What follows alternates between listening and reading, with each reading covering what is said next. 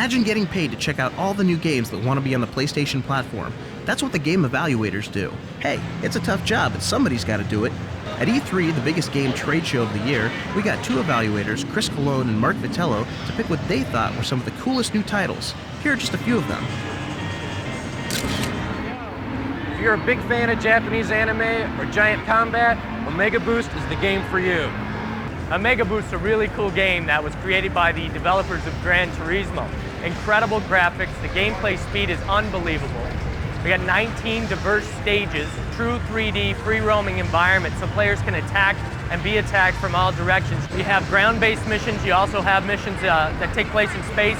You have missions where you're actually inside spaceships shooting at enemies. So the gameplay will never repeat itself. It is truly amazing. Burning around town, cops on your butt, that's Driver. The idea behind Driver really was to create a game which is a simulation, or the closest possible simulation to Hollywood car chases and TV shows. Things such as the Dukes of Hazzard, Smokey and the Bandit.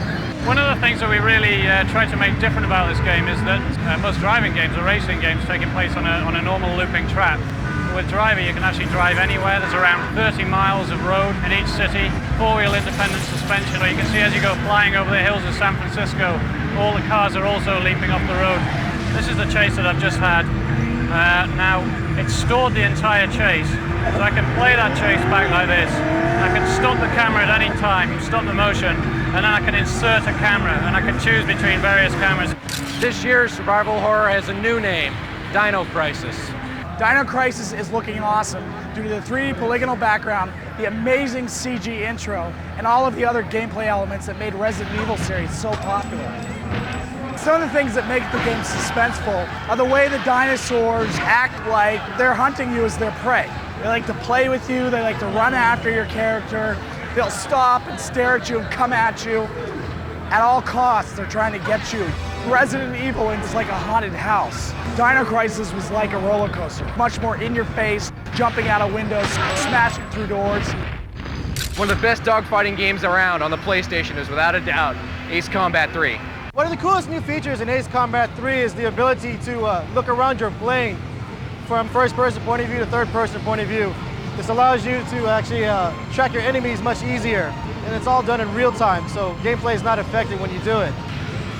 So one of the cool things that we're seeing right now is the ability to look backwards. It's one thing that's been added to the game that you couldn't do before. The story is always changing. In the beginning, you can become a peacekeeping officer.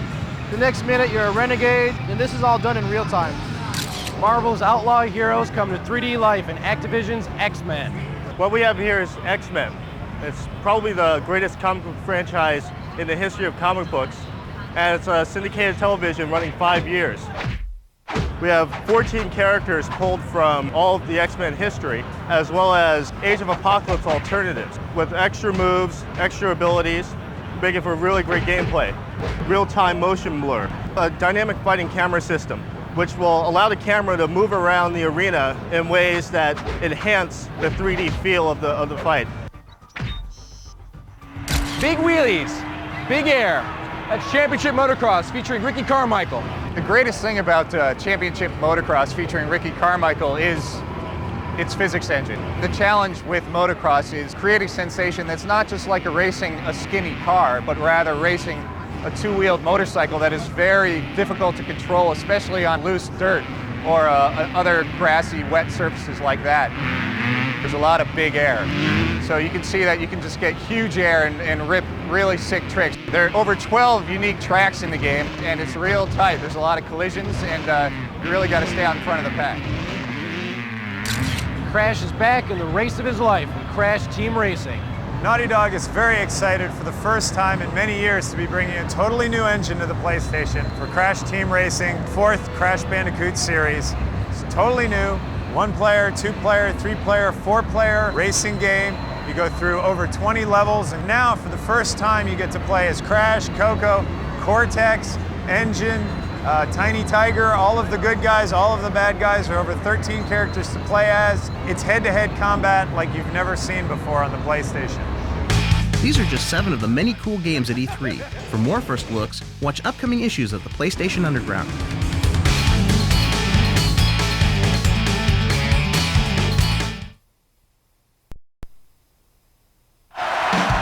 hot guitar licks have made her an international megastar overnight, even though her first release, Jammer Lammy, won't hit stores until August. So who is Lammy? What's the name Jammer Lammy all about? And what's she really like? The publicity-shy star has refused all interviews and hides from the press off stage. But we crisscrossed Japan to track down members of her staff, including manager Masaya Matsuda, the man who made Parappa the Rapper famous. Katie, Parappa's friend, introduced us. Lammy seemed quiet and reserved at first. People ask where she came from. There are rumors she was born with a guitar in her hand. When she picks up the guitar, she goes wild. There's something in her music that really reaches people. Lammy and I have a relationship. It's a one-sided love affair. I won't say who to whom. I play sad songs about her on my guitar. Her old chick band, Milk Can, has been asked to play clubs across the US. We're considering it. There's a new rock star in town. What's her story? You get it first. Her demo's waiting in the vault. Next issue, footage from her earliest days reveals a Lammy nobody knows.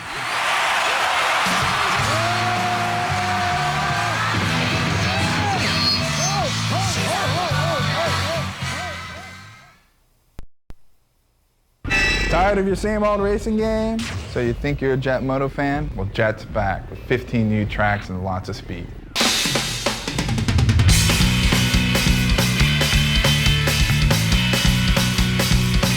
It is so fast.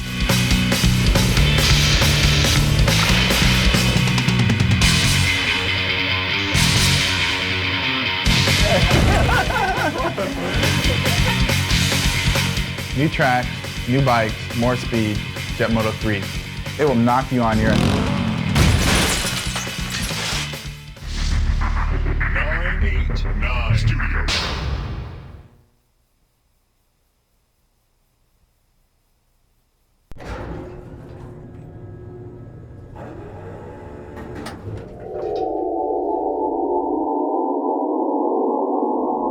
Hola, Maggie here, the PlayStation Underground's new computer-generated host.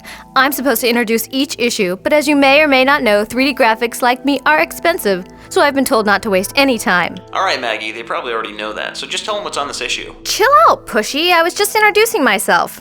Our producer, too many cappuccinos. I heard that. Yeah, well, lighten up.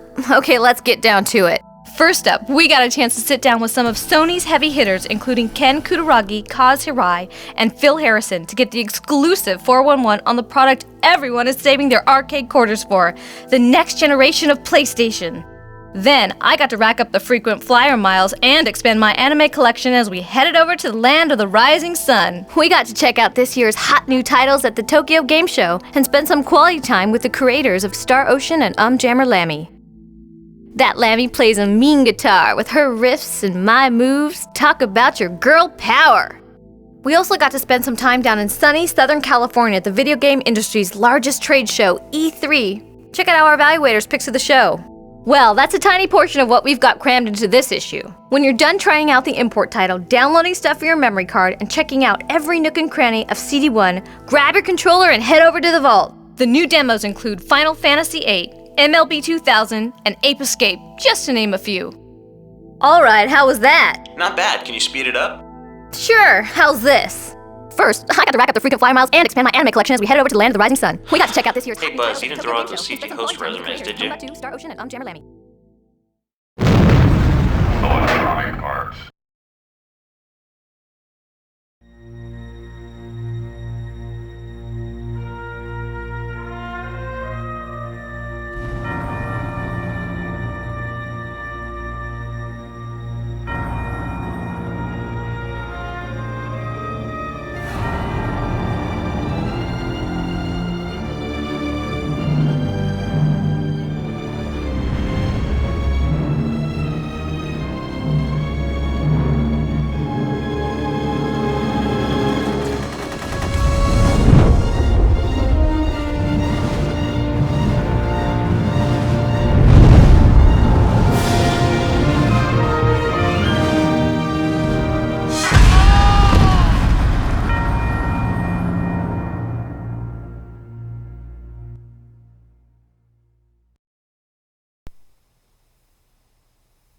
The next PlayStation is coming.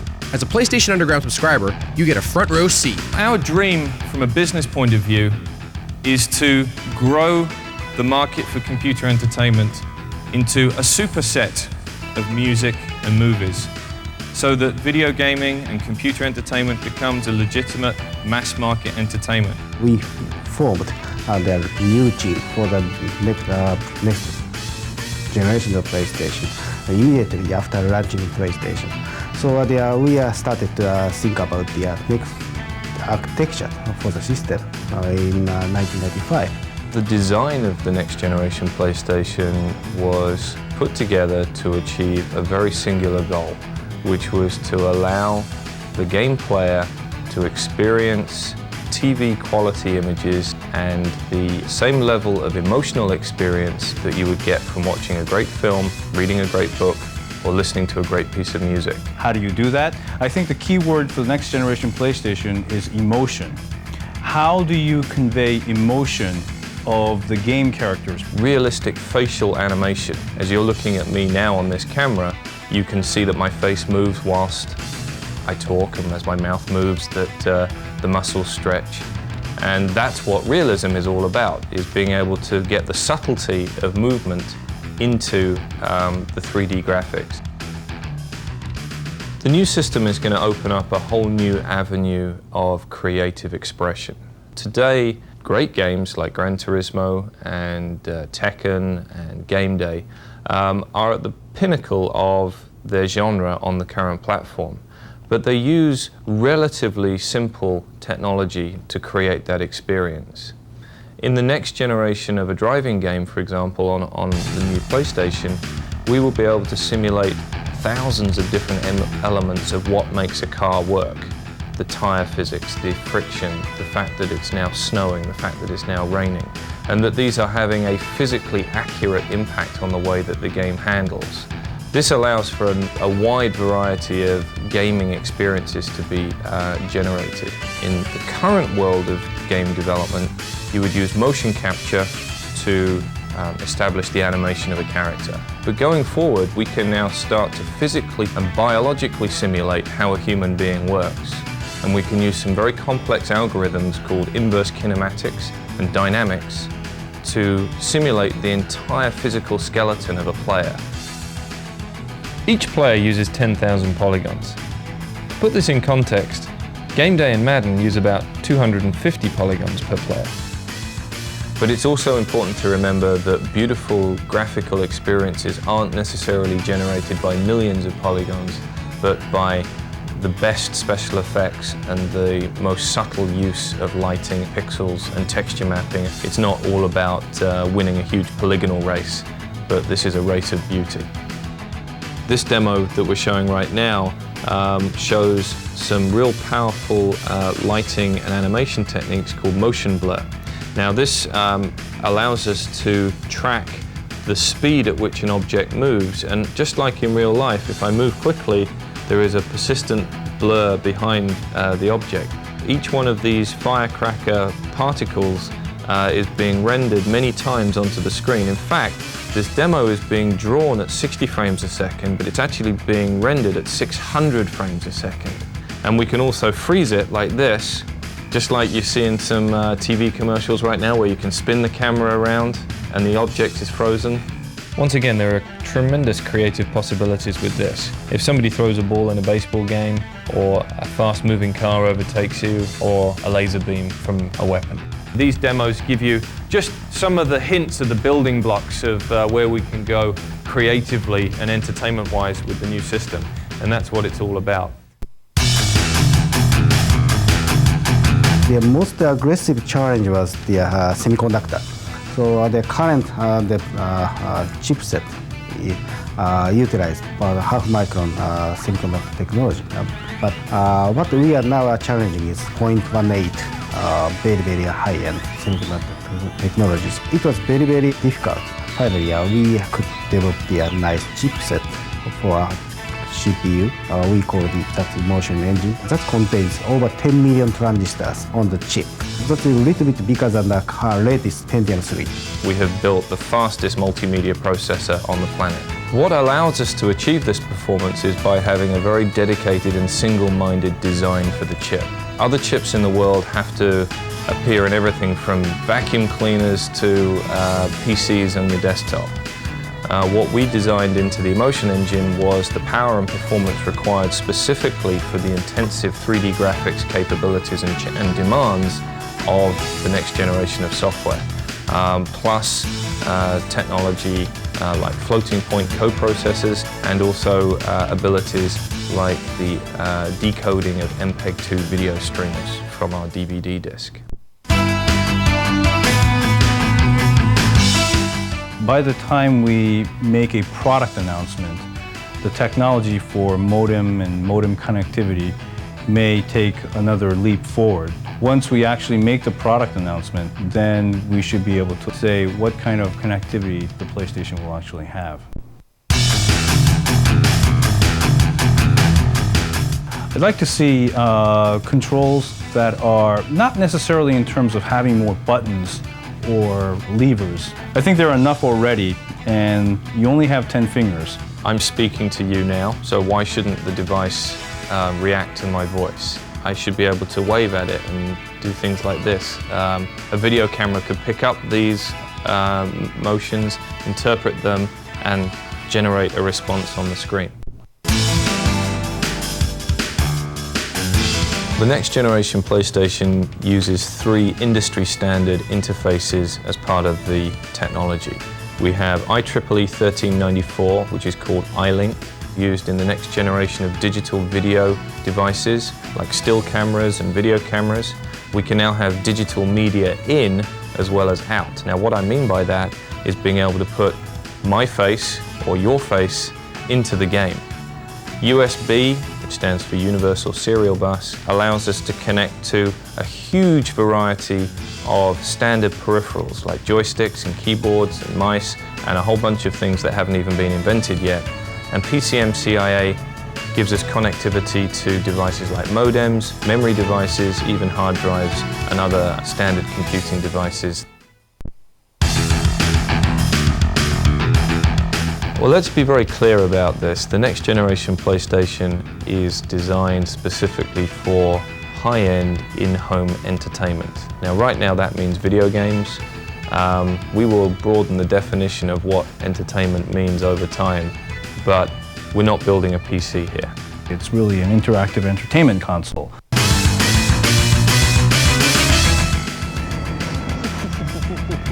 The next generation PlayStation is also backward compatible, which means that any PlayStation titles that you have in your current library will also play on the next generation PlayStation. And I think this is the first time in the interactive entertainment industry where a console has done that. The picture has 100 years history, and the music has over 1,000 years history, but the computer has only 26 and 7 years history.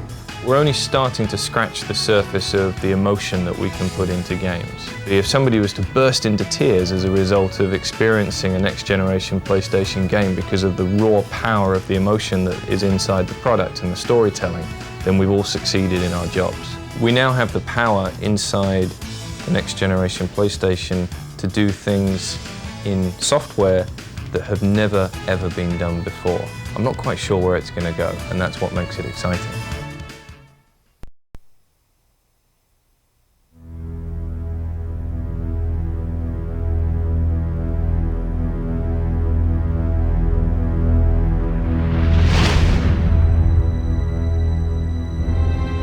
You can hold 6 whole cartridge games on one CD. Of all types of games, RPGs need that extra space the most. That's why more and more role-playing games are coming out on PlayStation. And of all of them, one is the most vast and engaging RPG ever. It's called Star Ocean, the second story. We visited Enix in Japan to meet the team and find out the features that make this game so big and successful. I think conventional RPGs are too easy. I wanted to make a game as challenging as a traditional old-time RPG, with a deep storyline and complex systems so true RPG fans can really enjoy it.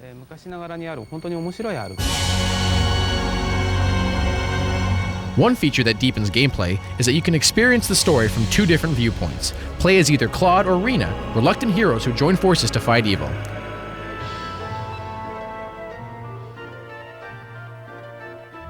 Another innovative feature is that unlike many RPGs, you can truly control who joins your party. And when you reach town, something unique happens. In a traditional RPG, a group stays together in a town. But this game imitates life where people split up and seek their own thing. The story changes depending on whom you decide to follow. There are over 80 endings in this game. It was hard to stop coming up with more because there's so many ways the characters could come together.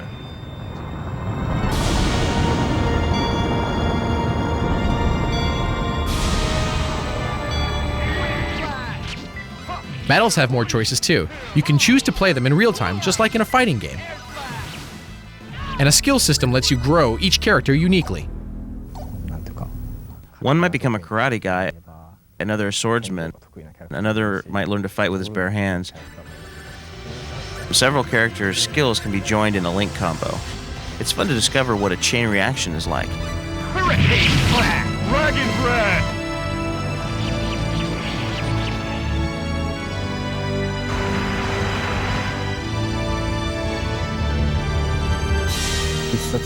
There's a great visual effect for every kill or move in the game.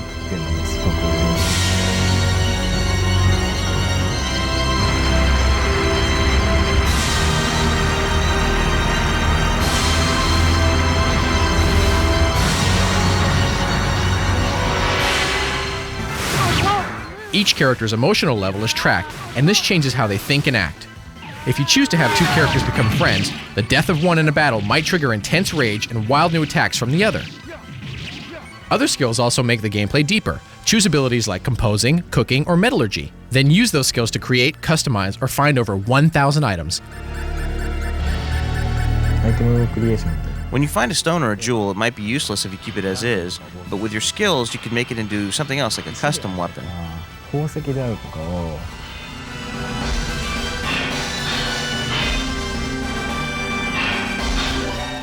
All these new features give you a freedom that challenges your creativity.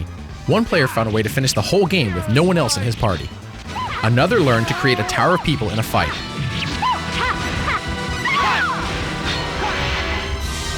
With so many possibilities and endings, players in Japan have reported easily spending over 100 hours exploring Star Ocean.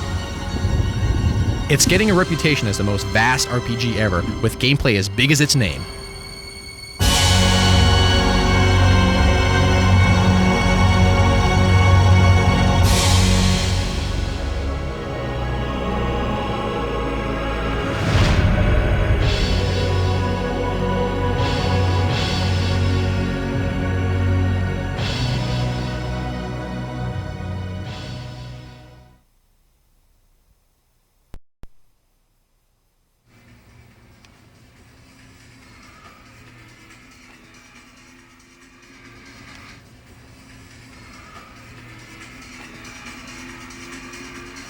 Hey Maria, are you going to the Tokyo Game Show? Yep, I've got my ticket.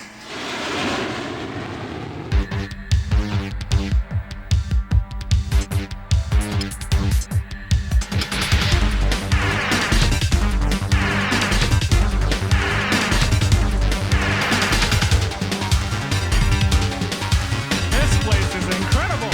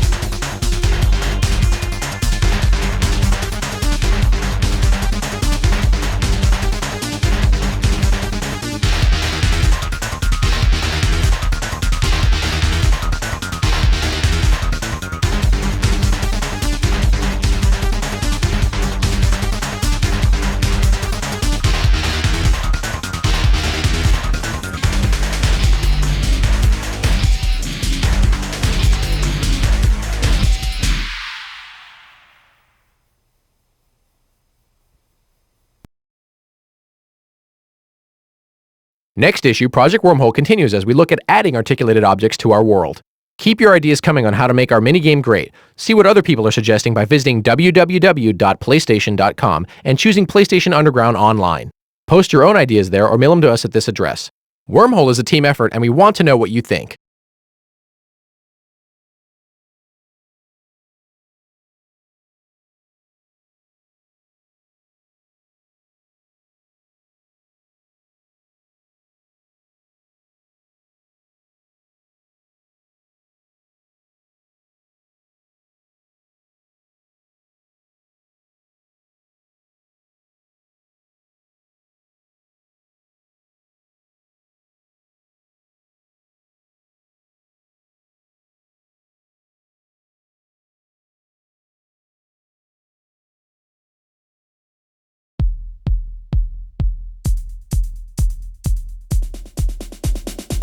Welcome to Part 5 of Project Wormhole.